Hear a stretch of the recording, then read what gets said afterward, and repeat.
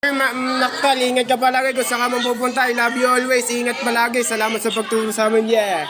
Hindi naman Maktal. Mag-ingat ka rin palagi. Sa ano, kinik. Love you all. Ingat araw-araw. Huwag pamabaya sa gutom ha.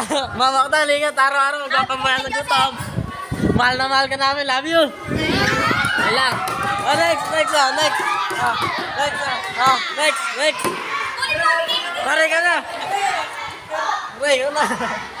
Dear Ma'am Mary Jane, Ma'am, maraming salamat po sa pagtuturo, sa walang sawang pagtuturo kahit po matigas yung ulo namin, lalo na po si Samuel.